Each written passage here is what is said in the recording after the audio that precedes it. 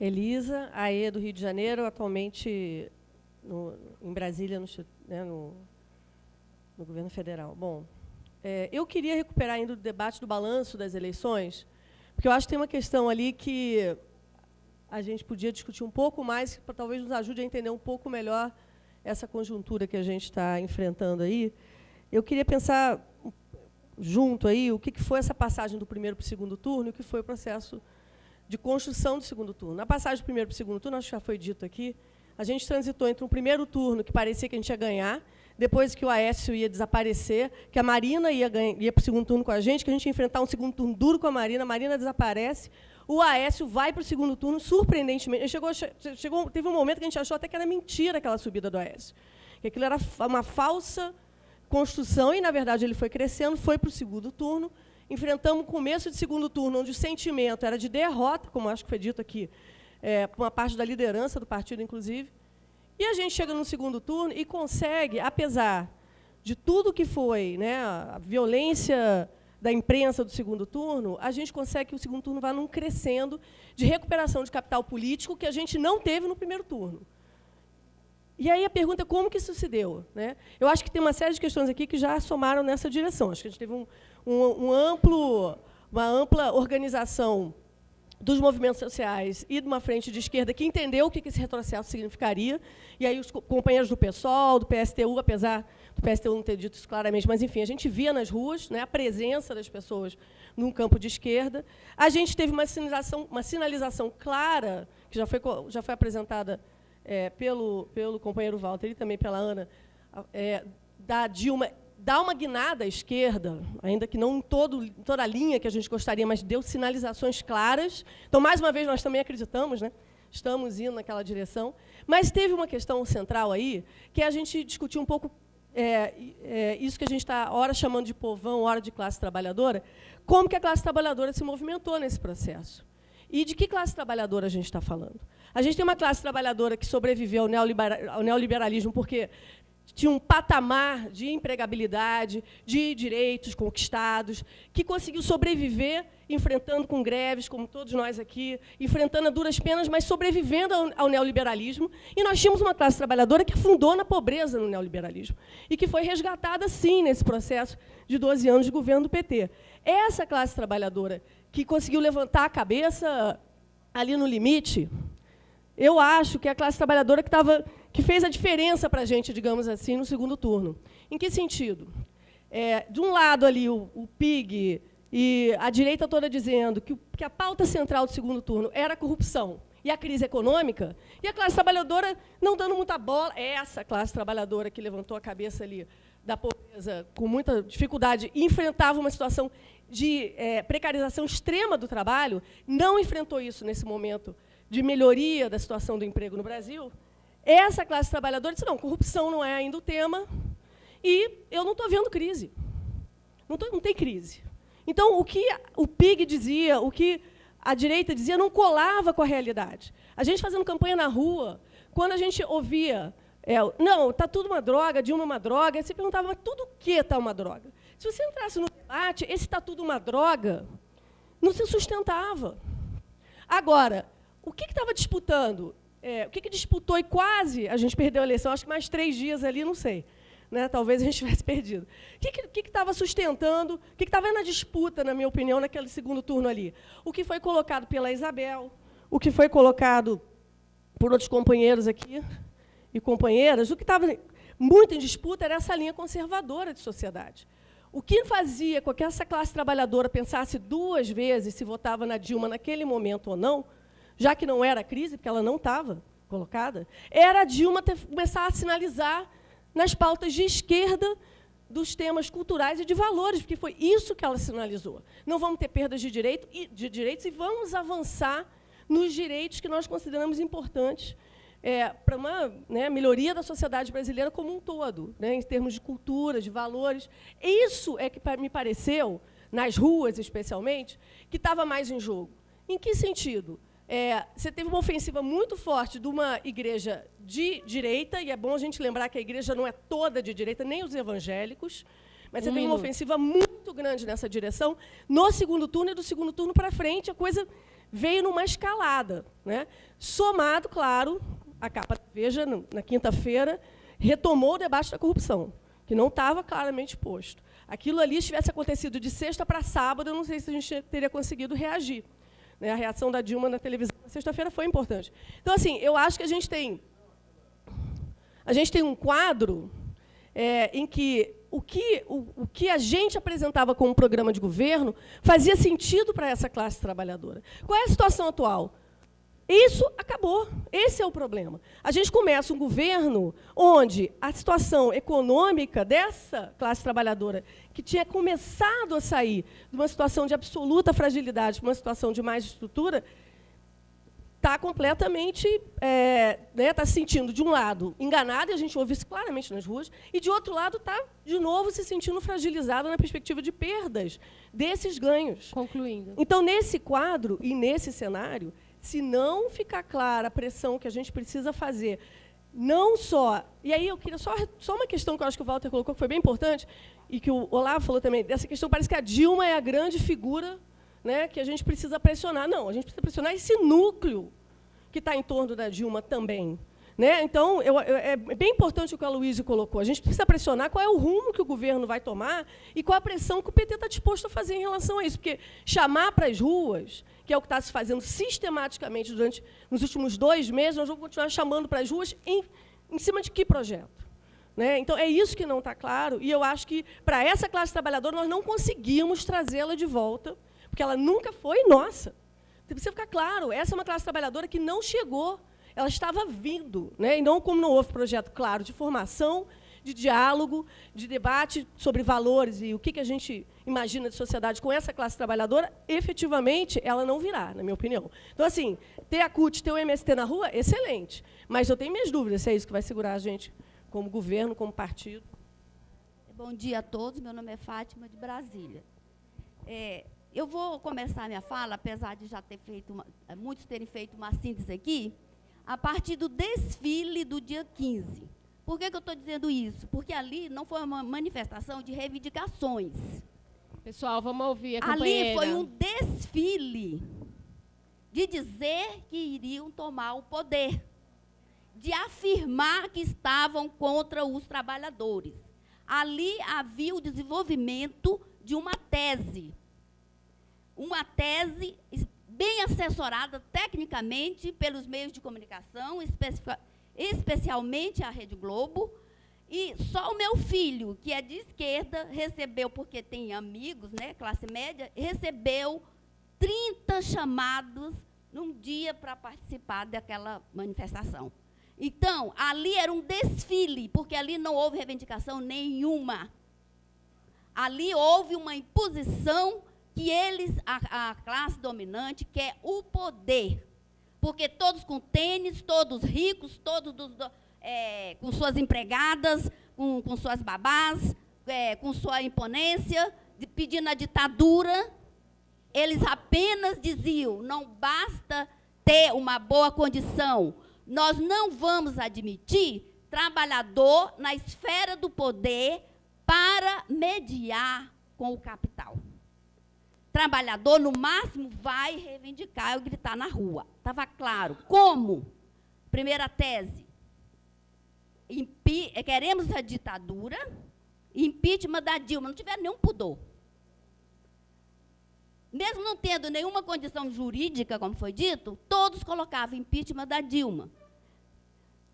Por quê? Porque nós somos contra a corrupção. De quem? A corrupção dos que compõem o Partido dos Trabalhadores que estão envolvidos. Ninguém, os corruptos, os maiores corruptos, como foi comprovado pelas fotos, estavam lá desfilando. Todos que estavam metidos em todos os tipos de falcatrua, desfilando contra a corrupção. Desfilando. Quer dizer, desfilando contra a corrupção de quem? Desmoralizar o Partido dos Trabalhadores como o partido corrupto. Então, era clara a tese que era antipetista, antitrabalhador. Ali não havia diferença, que a gente quer colocar aqui, de governo, partido e CUT, como nós queremos deixar, e é uma linha tênue mesmo, eu vou dizer por quê. Depois de ter dito essa tese anti-trabalhador, que nós queremos é o poder, fora trabalhador, da esfera de decisão, eles começavam a explicar nas suas placas. Nós não precisamos de democracia, apesar que a Globo dizia o que é democracia, eu vou falar disso. Nós não precisamos de democracia, porque nós não precisamos justificar para essa classe que está organizada aqui, dizendo o que é que nós temos que fazer. A ditadura não tinha, corrupção não aparecia, então é melhor a ditadura. Está clara a tese ali. Depois era exemplificada a tese. Veio uma bem bonita, bem sarada. Olha aqui, Dilma, sua vaca, quer dizer, de respeitar o cargo máximo e a mulher. E do PT, sua vaca. Isso não é tão simples, como é só um palavrão de uma criança. Isso é proposital. A desmoralização de uma mulher petista num cargo administrativo máximo da nação. Para dizer que não merece respeito. Para dizer que pode colocar sim, dizer aquilo. Nós não temos empregada agora porque você foi inventar os direitos de doméstica. Isso é uma exemplificação da tese que estava sendo desenvolvida. E para ser mais sucinta, porque eu tenho que dizer mais algumas coisas, o que era que finalizava essa tese? A educação. Chega de Paulo Freire. Basta dessa história de Paulo Freire. O que significa isso? Né? Não é uma simples frase mesmo. Seria simples se fosse um ignorante discutindo isoladamente com você. Ou que tivesse de saco cheio um aluno que não quer assistir a aula. Ou para criticar, ou para contrapor ali uma pessoa, até uma questão pessoal. Aquilo era muito fundamental, aquilo ali. O que significa Paulo Freire na educação do trabalhador? É isso o significado, o final, o êxtase daquela tese. É um êxtase. Concluindo. Então, o êxtase dessa tese é assim, liberdade nada. Oprimido sim, fora da esfera do poder. Vai gritar para lá. Então, isso significa que a Rede Globo é que realmente administrou, a mídia em geral, assessorou muito bem. E essa tese da educação, que perpassa todos os nossos discursos, quando a gente não começa a ver nos resultados que não é só uma questão de economia. Por quê? Porque a educação é que perpassa toda essa questão econômica, sim. Porque em crise, quando você tem educação, você percebe para que lá você vai. E os trabalhadores votaram no Aécio porque não tem mesmo essa formação. Ela é hegemônica da mídia. O nosso povo é educado pela Rede Globo. A educação política que eles recebem. E nós vemos, o PT deu condições, melhorou condições econômicas do povo, mas não recebeu fruto porque eu, na política, gente que tinha todos os benefícios, casa, estudo no exterior e tudo, votando com o Aécio. Concluindo, então, companheira. É isso que eu quero dizer. A educação é a nova política, porque, só para concluir, meu pai, de uma pessoa muito simples, ele dizia, procure ter educação, porque os bens materiais, eles passam, eles entram em crise, eles acabam. E se você tem um princípio e conhecimento, você vai encontrar as maneiras de sobreviver e de sobressair. Obrigada. Eu me chamo Nayara, eu sou do PT de Campinas, do Movimento Popular de Saúde de Campinas e daí, de Campinas também. Na linha do Recordar é Viver, né, o Júlio ficou lembrando de quando é que ele chegou a primeira vez aqui. Eu vim aqui em 87 pela primeira vez, no primeiro curso de formação de formadores de educação política. Naquela época, dava aula para a gente o Vladimir, o Walter, a Celeste Fon, a Nobuco e o Pedro Pontual. E naquela época, 2 anos depois, a gente falava sem medo de ser feliz, né? Hoje a gente está falando assim, sem vergonha de ser petista. Então, eu fico pensando assim, o que foi que a gente veio construindo esse tempo todo? E eu tenho um pouco de ojeriza da gente sempre colocar no outro a responsabilidade das coisas. Acho que a gente tem que falar da responsabilidade das forças conservadoras no país, mas elas são aquilo que elas são há muito tempo. Nós temos uma responsabilidade de ser diferente. A gente veio construindo esses 30 anos de partido. Antes de nós, teve mais gente que morreu. Antes de nós, teve o PC. Quer dizer, a gente tem uma responsabilidade, enquanto esquerda, no Brasil e no mundo, de fazer diferente do que, evidentemente, esses caras vão fazer isso que eles estão fazendo mesmo. Não dá para a gente ficar cobrando deles uma coisa que eles vão fazer, né? Então, acho que eu começo um pouco falando disso. E, assim, eu trabalho com educação popular na saúde. E uma das coisas que eu faço muito é fazer a discussão sobre a construção do SUS, a construção da política pública, como é que o SUS foi construído? Através de luta social. Só existe aquela lei que hoje está sendo destroçada, ponto a ponto, barreira a barreira, né? A última é agora com a PEC aí do 451, que o Cunha está chamando, ela foi construída através de luta social. E o PT, ele nasceu com as pessoas acreditando que a luta faz a lei, que a luta social podia mudar a realidade da sociedade, podia mudar, podia inverter a lógica de funcionamento, podia, enfim, construir um novo jeito, inclusive, das pessoas se relacionarem. Até isso a gente queria. Né? E aí, um dos ganhos, quando a gente faz esse tipo de discussão com os trabalhadores, com os usuários, é que eles se dão conta de que é possível mudar o jeito de fazer as coisas. Quer dizer, foi possível construir uma política pública através da luta social que aconteceu naquele setor, mas, na verdade, que fazia parte de uma luta social de redemocratização da sociedade. Né? Era fruto de toda uma lógica de funcionamento que estava sendo colocada em xeque. O SUS veio como uma política social-democrata e foi implantada dentro de um contexto neoliberal. Então, nós estamos vendo hoje a derrocada do SUS. Né? Agora, esse ganho de colocar para as pessoas e elas se darem conta de que é possível mudar a realidade social, isso foi o que a gente foi construindo durante todo esse tempo. Essa é o fruto da educação política que a gente vem construindo e que a gente vem tentando o tempo todo construir. As pessoas se movimentarem de que elas não podem terceirizar a política. Hoje, a ideia hegemônica na sociedade, cada vez mais, inclusive com a forma como o PT vem desconstruindo a política, é terceirizar a política para os políticos. As pessoas hoje trabalham com a ideia de que existem políticos e existem pessoas. Então, isso hoje é um problemão. Hoje, o nosso conservadorismo está assentado nessa lógica de achar que existem os políticos, inclusive hoje, quem faz política é corrupto, e quem faz política, quer dizer, nós éramos aqueles que achávamos que quem fazia política é quem luta por uma sociedade melhor. Hoje é a hegemonia que está sendo construída, inclusive com a ajuda nossa, é de que quem faz política é corrupto. Então, assim, o que eu queria trazer aqui é o seguinte, que nós temos responsabilidade sobre isso, a gente precisa olhar para isso, de verdade, e não ficar falando só que o problema é que a direita é a direita, entendeu? 1 minuto. E eu acho o seguinte, que a resistência cultural, ideológica, política, que a gente tem que construir no dia a dia é fazer luta social em todos os lugares, desde conversar com o cobrador, conversar com o colega de trabalho, conversar com essa ideologia individualista que a gente vê, de achar que pobre pode matar, que não tem problema, conversar o tempo todo com as pessoas e fazer luta partidária. Esse é hoje um grande desafio para nós todos. Fazer as duas coisas. Né? Fazer a luta no movimento social casada com a luta partidária.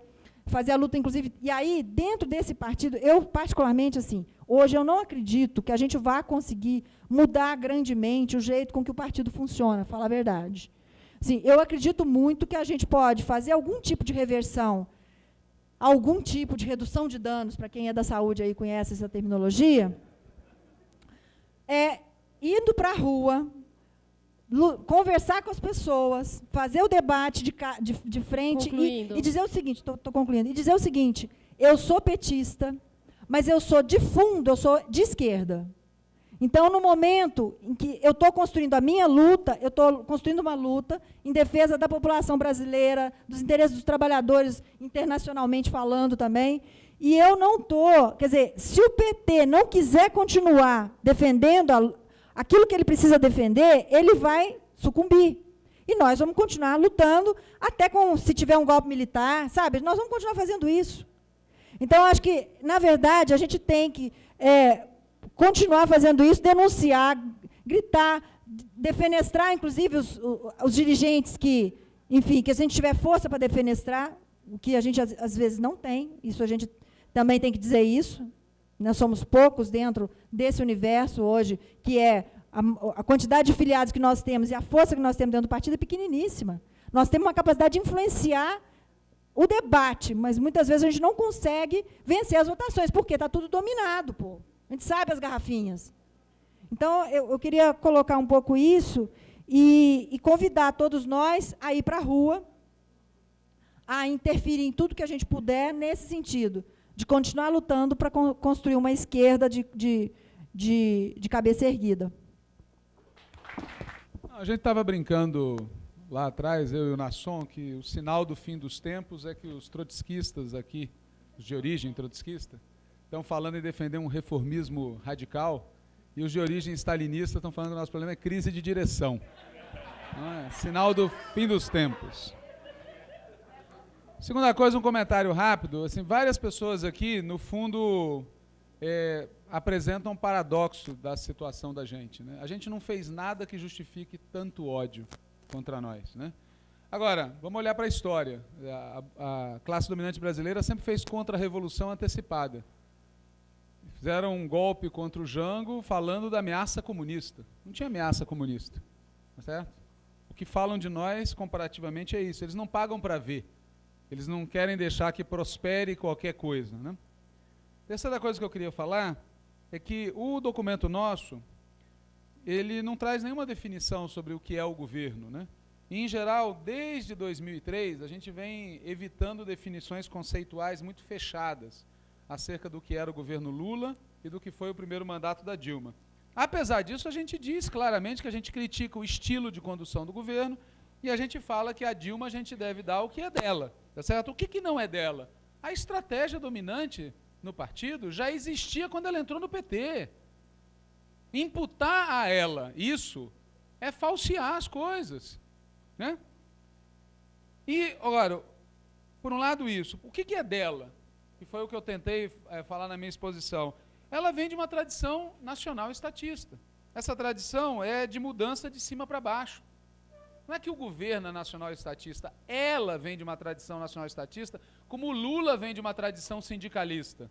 O governo não era sindicalista, mas o Lula veio de uma tradição sindicalista que explica várias das ações dele como presidente. Ela vem de uma tradição nacional estatista que tem origem lá no tenentismo, passou pela luta armada sem povo, nos anos 60, porque o problema não foi fazer luta armada, o problema foi fazer luta armada sem povo, tá certo? Que está presente na ação da tecnocracia, é a gestão de cima para baixo. Essa tradição tem qual defeito fundamental? Ela, quando é de esquerda, tem qual defeito fundamental? É que ela depende do Estado. E quando o Estado não tem condição de operar mudança, colapsa. E a tradição nacional estatista aqui no Brasil, essa de esquerda, como eu falei antes, eu repito, na pessoa do Getúlio Vargas, reagiu a isso com suicídio. E na pessoa do João Goulart, resistiu a isso capitulando sem luta. Tá certo? Portanto, o problema não é, insisto, que o governo seja nacional. Eu nunca falei isso. Se eu dei essa impressão que o Pedro entendeu, errei na minha exposição, porque eu estou falando da Dilma. Tá certo? É a Dilma que vem nessa. Agora, sobre o Brizola, eu acho que ele é uma espécie de Tancredo do lado de cá. Tá certo? As pessoas dizem, se o Tancredo tivesse assumido, e não, o Sarney, a transição democrática teria sido diferente. Tá certo? O Brizola, a gente lembra só do lado A dele, né? O lado B, que o pessoal do Rio conhece, nos fez ser contra, tá certo? Ser contra abrir espaço, tirar a candidatura do Vladimir Palmeira, para abrir espaço. Essa era a tradição, vamos lembrar, né? A tradição contra a qual nós construímos o PT no Rio de Janeiro, contra a qual nós construímos o PT no Rio Grande do Sul. Então, em comparação com coisas que nós temos feito, o Brizola é uma ótima referência. Mas também não podemos esquecer, tá certo? Dos limites dessa tradição que o levou, por exemplo, no auge da luta contra o governo Figueiredo, tá certo? Ter posições equivocadas, resistir a entrar no Fora Collor. Vamos lembrar dessas coisas. Por fim, nós estamos num ambiente de confusão muito grande, então eu acho que tinha uma coisa que a gente devia frisar, que outros já falaram, mas eu queria... Assim, o alvo principal da direita hoje é o PT. Não é a Dilma, não é o Lula, não é o governo, é o PT. E o PT é o elo fraco. Do mesmo jeito que o Brasil é o elo fraco em relação... O PT é o elo fraco. Portanto, defender o PT é a coisa... Por isso, eu acho que a gente não devia titubear e usar frases ambíguas e dizer coisas que podem ser mal compreendidas. Tá certo? Assim, nós temos que defender o PT. Porque se o PT cair, cai todo o resto e não sobra nada. E aí a gente tem que ser pedagógico. Eu não acho que o problema do PT seja só a direção do PT. A nossa base foi contaminada profundamente por esse jeito de ser PT que nos levou ao problema de hoje. E não acho que o problema do PT seja só a direita do PT. Basta ver o que está acontecendo agora no governo, para ver que figuras com uma outra trajetória acabaram caminhando nessa direção. Então a gente tem que ser muito pedagógico com a gente mesmo, inclusive, para saber e olhar para a gente dos nossos limites. Agora, tem motivos de otimismo. Aqui várias pessoas falaram dos limites da fala do Sérgio Nobre. Agora, o fato é que a articulação sindical, que é o mesmo grupo majoritário que nós combatemos no PT, está demonstrando vontade de lutar, o que nessas circunstâncias é o decisivo. É isso que diz, e é isso o PT real. O PT real é a base social que a gente tem na classe trabalhadora. Essa é a nação petista que a gente tem que defender. Mas deixa eu falar, eu queria primeiro, concordar com boa parte das falas da companheirada que está analisando o comportamento da classe trabalhadora nesse período agora, né? E o que a gente faz depois? O que a gente faz com isso? Assim, quando eu cheguei aqui, eu senti um clima muito assim, nossa, a vida está dura, está difícil, não sei o que. Cara, ou a gente fala alguma coisa que dê esperança para essas pessoas, né? Ou nós vamos sair daqui, vai ser um congresso da depressão, né? Porque está todo mundo assim, cara. Mas assim, é bom que a gente se reúne e debate e tal. Então eu concordo muito com a companheirada nesse sentido aqui. Quero lembrar que teve uma movimentação, teve a greve, né, a greve lá da Volkswagen, dos trabalhadores de lá. Depois nós tivemos a greve dos professores do Paraná. E depois também nós tivemos um protesto grande aqui sobre a questão da água, né, o MTST e tal, gente na rua, 10 mil pessoas. E esses dias os professores aqui de São Paulo, aos 40 mil, 50 mil na rua. 60 mil na rua. Quer dizer assim, que tem energia, vida política, militante, com vontade de ir para a rua por pautas da classe trabalhadora que importam. E aí, nesse tema da comunicação que eu estou enchendo o saco, mas assim, acho que temos que detalhar e nos movimentar melhor sobre essa questão da comunicação. Ontem eu estava falando, né, para nós, no quadro, eu até deixei lá de propósito, e eu vou voltar para cá. Isso aqui, ó, é o mapa de 2013, onde existia uma narrativa, as grandes narrativas do país, que defendia o projeto Dilma, governo, né, democrata popular e tal, um outro bloco azul, né, conservador, e no meio uma galera discutindo política, querendo falar das coisas, né, discutindo transporte, mobilidade pública, discutindo a saúde, a escola do jeitinho deles, a escola padrão FIFA, não era isso? Era isso, discutindo o quê? Melhores serviços públicos. E boa parte da turma da esquerda brasileira negou essa galera, e negou assim. Entendo a psicologia, né? Primeiro você nega, né? Mas teve gente que até hoje acusa essa galera de ser um protesto da direita. Mentira, não era um protesto da direita. Não era. Alguém viu a pesquisa da Datafolha sobre o protesto do dia 15 agora? Sim, 75%, numa média aí, é a primeira vez que vai para a rua. Primeira vez. Quer dizer que não estava aqui. Não estava aqui. E nós não falamos nada para esse pessoal. E aí eu quero voltar aqui para falar o seguinte. Nós temos que dar muita densidade a esse tema da comunicação e como é que a gente se envolve nela. Porque, assim, eu concordo que a gente tem que ir para as ruas, concordo, mas a gente também tem que travar uma outra batalha no ambiente virtual, que é as redes. Isso tem que ser sincronizado, porque a vida em sociedade, nesse tempo histórico, é assim.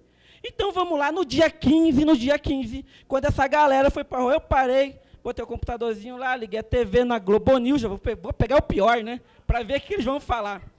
E peguei meu computadorzinho lá. Cara, Trend Topics, meio-dia, 1h, Trend Topics. Sabe quem que estava bombando no ambiente virtual? Menos ódio, mais democracia. O que deu no final da tarde? No final da tarde, bom, aí eles passaram nós, né? E assim, passaram nós, e uma das tags que mais bombava era Catra Presidente. Olha só o nível de politização, né? Então, assim, eu quero dizer, vamos lá, Catra Presidente. Então, assim, quem leu o texto do menino lá do Viana, que detalhou como é que foi a operação da Globo naquele dia, né? Que fez o esquenta de manhã para bombar à tarde, aquela manifestação de São Paulo, e mentir descaradamente que tinha 1 milhão. Mentir. Quando eles falaram 1 milhão, aí você vê na rede, assim, cai. Aí é eles dominando a rede e tal. Aí eu fico pensando, cara, se a gente era Trend Topic de manhã, é um exército de pessoas aí, ó, falando política. Então, assim, querendo uma política para enfrentar esse pessoal. Então, assim, a nossa conversa não é a conversa, né, assim, da derrota, é a conversa do otimismo. Por exemplo, tem vários elementos que estão dizendo aí que tem um exército à disposição de fazer a luta, mas não vai fazer a luta, né, com as coisas que acontecem hoje, como a gente vê, né, como a gente vê. É o que se fala, para concluir, né, indo para os finalmente, é o que se fala nessa sociedade dita do conhecimento da informação, com essa velocidade toda, é a sociedade vigiada. Sociedade vigiada em que sentido? Alguém já falou lá atrás que o povo não é bobo. Ele olha as coisas que estão fazendo. E agora ele consegue olhar mais. Então, assim, cara, de boa, nós chegamos naquele segundo turno com um discurso, muda mais. Esse era assim, a linha mestra da nossa definição. Cara, o companheiro falou aqui no plenário, aqui na piada, mas é isso. O mudar mais do ano passado virou o quê? Virou mais contingenciamento agora. Cara, assim, o povo olha isso e não dá para a gente achar que vai estar à frente de um governo federal e vai fazer esse tipo de coisa e não vai falar nada para as pessoas, entendeu? Nós temos que tratar das coisas também com honestidade e nitidez na política, inclusive para ganhar e convencer e conquistar a classe trabalhadora que olha para nós e fica assim, né? Fica assim, mas e aí? Né? Mas e aí? Eu estou falando isso por conta do seguinte: a presidenta da República ficou um tempão aí, ó, sem falar nada com nós, até foi falar depois do Carnaval e fez tudo o que fez. Então, eu acho que a gente precisa tratar as coisas com nitidez, falar para o povo assim, a vida está dura, vai ter desemprego, aí nós temos que falar isso. De boa. E falar assim, vamos segurar onde, vamos apertar o cinto, porque a nossa ideia é melhorar depois. E, assim, o ajuste, nós temos que lutar e combater, enfim, né, enterrar esse negócio.